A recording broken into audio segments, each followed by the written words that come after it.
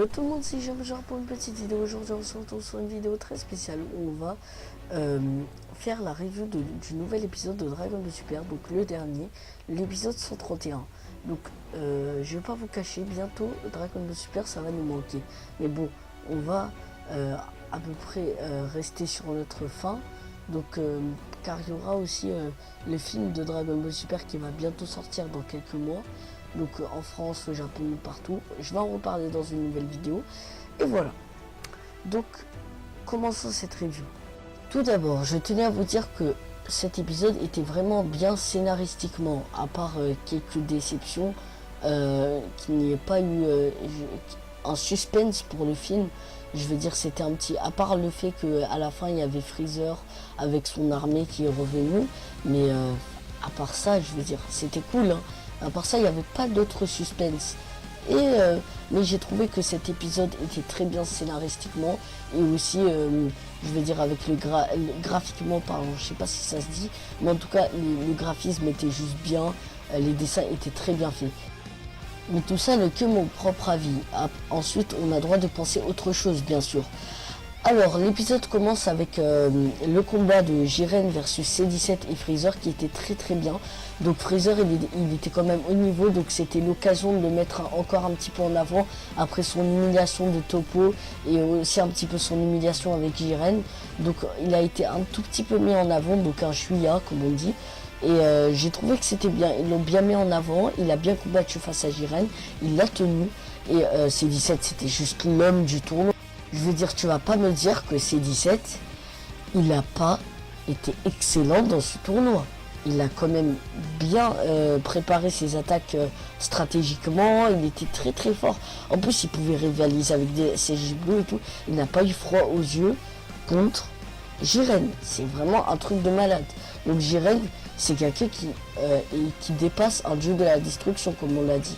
Et il n'a pas eu froid aux yeux, il a gardé son sang-froid face à Toppo et à Jiren. C'est vraiment très bien.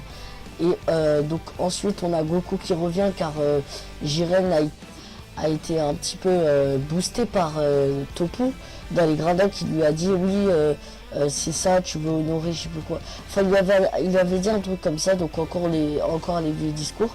Et donc du coup Jiren a pratiquement donné du fil à retordre à C17 et à Freezer. Et ensuite Goku est arrivé et tout est parti vite. Goku avec Freezer ont foncé et ça c'était archi cool. C'était la scène que j'ai préférée de l'épisode.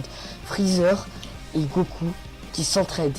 Freezer forme maximum et Goku.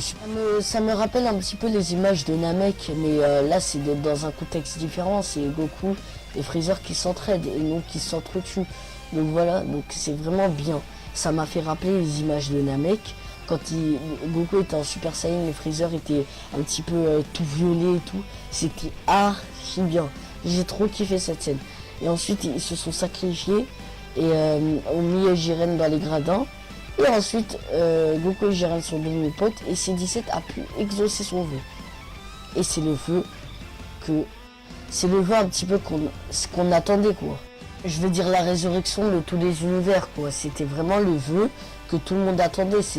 En plus le Daishinkan a bien précisé que si un vœu égoïste allait être fait, il allait la personne qui a formulé ce vœu allait être effacée sur le champ. Donc voilà, c'est vraiment comment expliquer ça, c'est vraiment si imaginez l'univers 11 serait effacé, qu'est-ce qui se serait passé. Donc voilà, c'est un truc comme ça c'est des questions comme ça que je me suis posé. Et s'est fait ressusciter par Whis. Ouais, parce que en fait ça c'est un détail qu'il ne faut pas oublier en fait. Parce que beaucoup de personnes oublient ce détail que Freezer s'est fait ressusciter par Whis en guise de cadeau par Beerus. Donc voilà, je sais pas si ça se dit, mais il s'est fait ressusciter comme ça. Donc du coup Freezer pourra faire des crasses, mais là je pense que il sera pas tué directement. Ça sera comme une espèce de... comme la Team Rocket dans Pokémon quoi. Donc voilà, Freezer, congélateur Sama, revient en force. Donc voilà. Et aussi on a eu tous les univers qui étaient ressuscités, qui revenaient. Il y a eu aussi le retour sur Terre, donc l'ending de fin que j'ai très bien aimé en mode... Enfin le premier ending en mode tout est bien qui finit bien, voilà. Et ensuite il y a eu le combat de Goku et Vegeta, donc Goku et Vegeta SSJ Blue. Donc sur les deux cailloux là où ils étaient dans la saga Saiyan.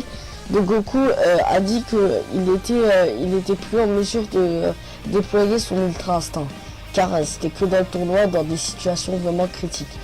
Et ça c'est une information précieuse, car Vegeta a quand même dépassé Goku, techniquement. Bah oui, techniquement, Vegeta dépasse Goku, car son SSJ Blue Evolution peut rattraper un Kaioken x20. Et n'oublions pas, maintenant Goku ne peut pas tout le temps déployer des Kaioken. Donc voilà, Vegeta, on va dire, est un peu plus que égalité avec Goku. Il est un tout petit peu plus fort, car Goku peut aussi déployer son Kaioken. Et voilà.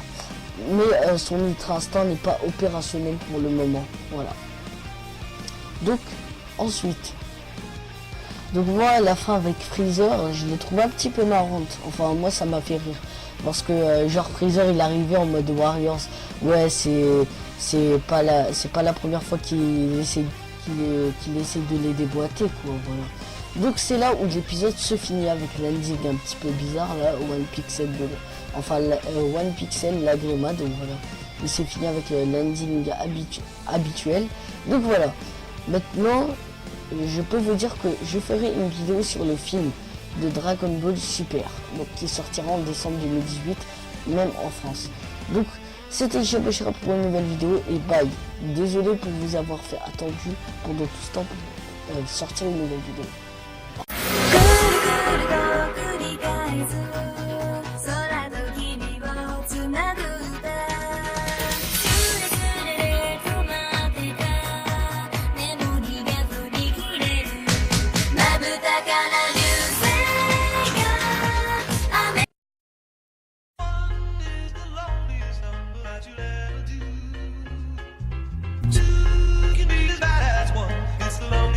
This is the number one. One is the loneliest number that you'll ever do. Two can be as bad as one. It's the loneliest number. This is the number one.